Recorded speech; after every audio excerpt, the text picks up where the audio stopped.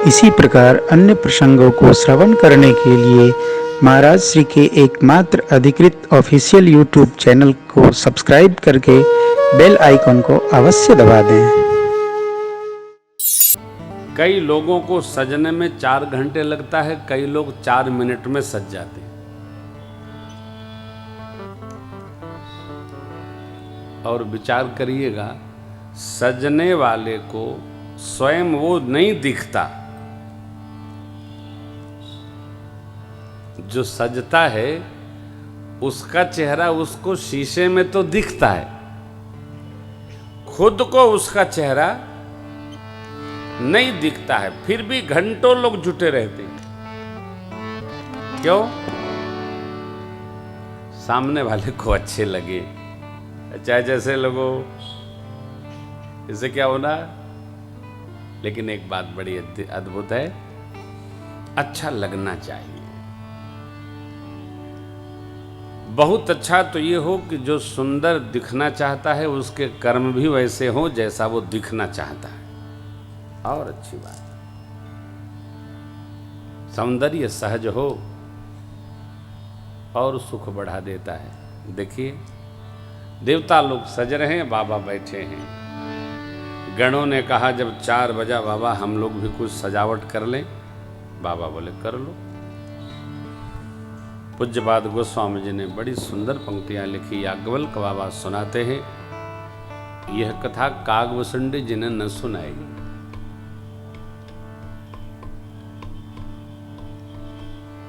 याज्ञवल्क्य जी, शिव ही शंभो गण करहि सिंगारा,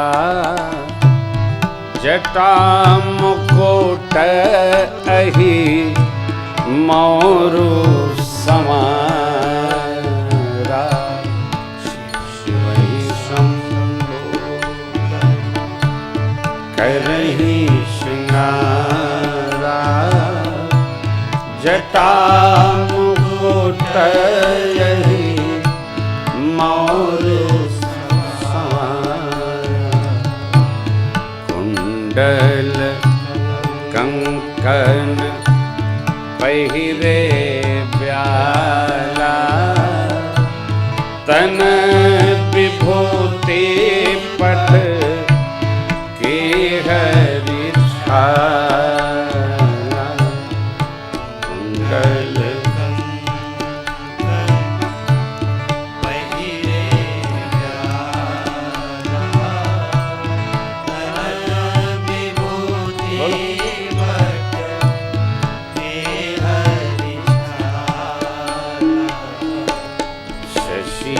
ललाट सुंदर सिर गंगा, नयन तीनी ऊपर बीत भुजंगा।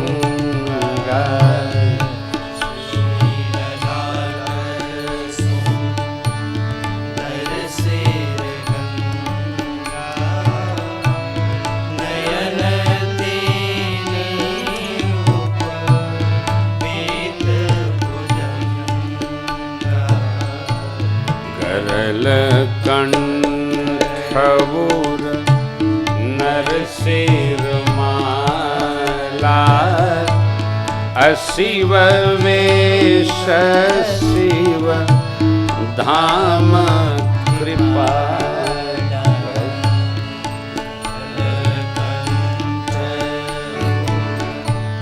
नरसिर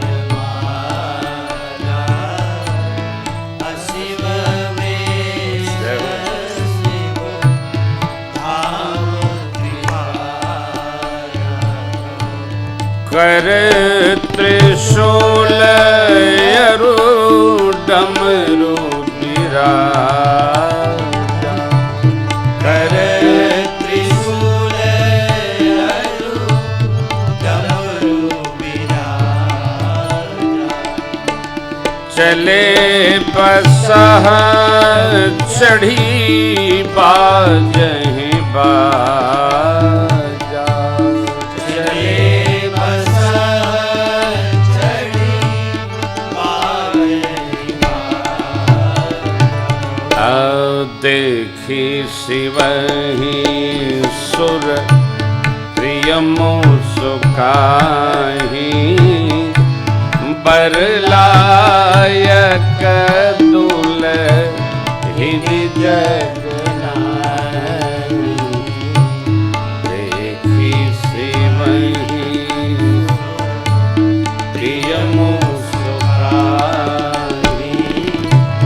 बरलायक दुलहिन जगनाहि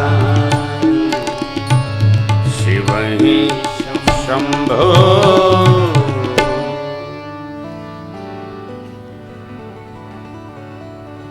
बड़ा मधुर प्रसंग है। शिव बाबा बैठ गए, गण लोग सहजता से सजावट करने लगे। जटाएं जो काम दहन के समय बिखर गई थी, गणों ने समेट कर सिर पर उनका मुकुट बनाया और सांपों का मौर पहना दिया। कुंडल सर्प का, कंगन सर्प का, बाजू बंद सर्प का, अरे धुने से भस्मी लेके रगड़ दिए। तन विभूति पट की हरी छाला, जिस बागंबर पर बाबा बैठे तो वही पिन्हा दिया, एक सर्प से बांध दिया। ललाट पर चंद्रमा, शीश में गंगा मैया। सामान्य जीव के 2 नेत्र, दूल्हे के 3 नेत्र है। नयन 3। वासुकी महाराज का जनेऊ बना, उपवीत भुजंगा। अलग अलग प्रकार के सर्प, कान में कुंडल बने, बाजू बंद बने, कंकड़ बने। ऐसा नहीं चाहे जहां से लाके पिरो दिया। कानों में कंबल और अश्वत्र नामक सर्पों को सजाया गया। करकोटक और कुल्की हाथ के कंकड़ बने। अग्नि पुराण में इनका बड़ा सुंदर वर्णन है। शंख और पद्म भुजाओं में बाजू बंद बने।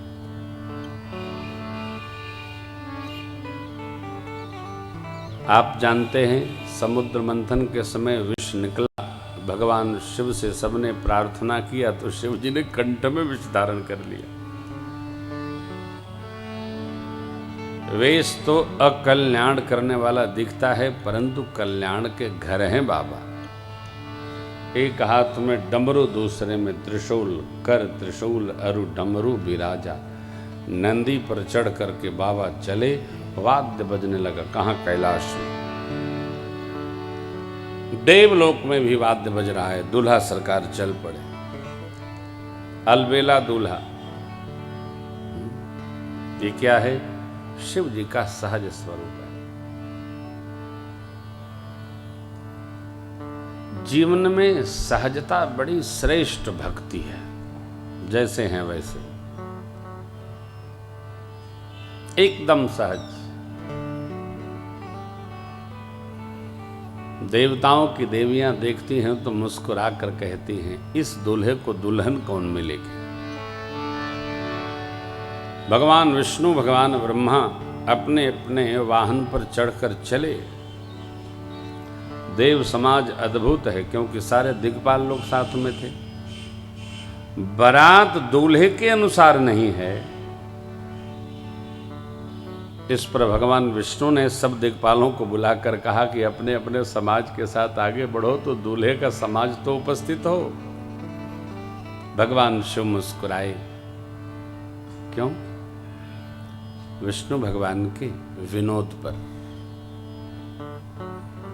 देखिए, विनोद जो है, जिसको साहित्य में व्यंग कहते हैं, व्यंग होना चाहिए, परंतु किसी को लगने वाला व्यंग न होना चाहिए। कई लोग दूसरे की मौज तो ले लेते हैं, लेकिन जब अपनी मौज होने लगती है तो कहते देखिए हमको पसंद नहीं है। तो आपने दूसरे की, डॉक्टर साहब दूसरे की ले लेते हैं, जब इनकी कोई लेता है तो फिर ये नाक दबाने लगते हैं।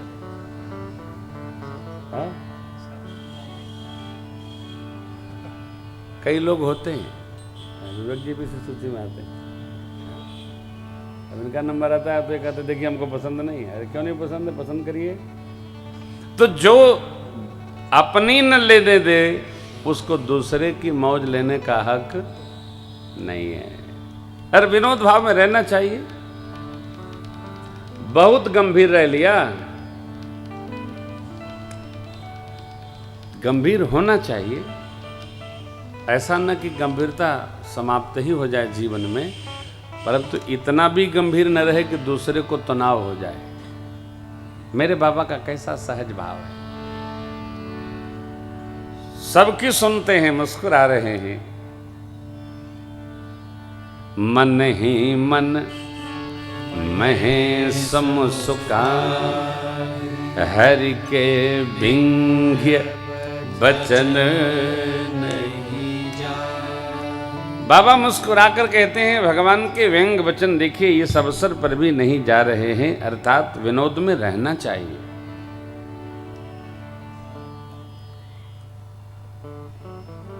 जो प्रसन्न भाव में विनोद में रहता है ना, उसकी बीमारी ऐसे दूर खड़ी रहती। बीमार व्यक्ति भी प्रसन्न रहे तो बीमारी भाग जाएगी, और प्रसन्न व्यक्ति गंभीर रहे तो बीमारी जाग जाएगी, पकड़ लेती है। हाँ, इसलिए सहज विनोद में रहना चाहिए। बाबा विनोद का वातावरण बना रहे हैं भोले बाबा। कैसे देखिए, भृंगी को बुलाए, बारात चलने हैं तो सारे गणों को संदेश कर दो। भृंगी ने टेर दी श्रृंगी, हर हर महादेव शंभो, हर हर महादेव शंभो, हर हर महादेव शंभो।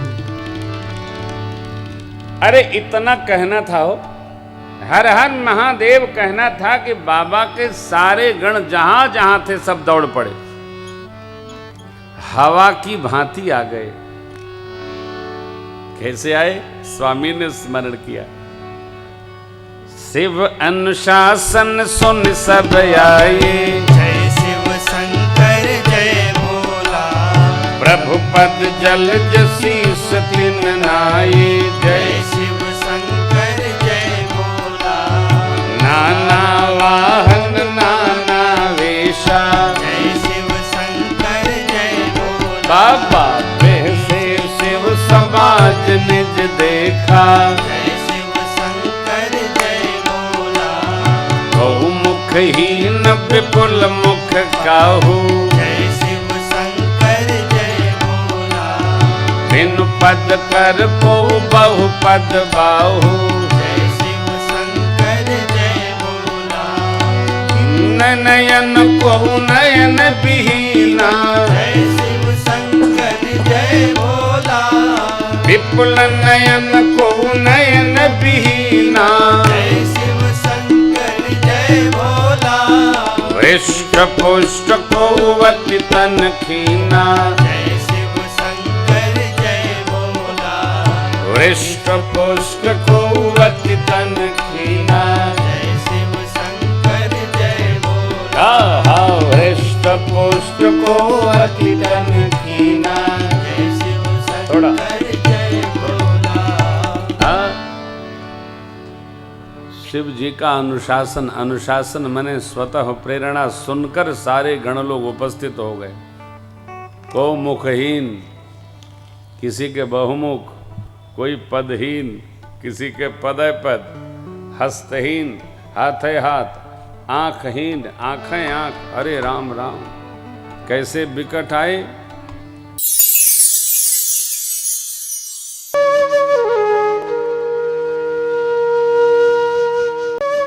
इसी प्रकार अन्य प्रसंगों को श्रवण करने के लिए महाराज श्री के एकमात्र अधिकृत ऑफिशियल यूट्यूब चैनल को सब्सक्राइब करके बेल आइकन को अवश्य दबा दें।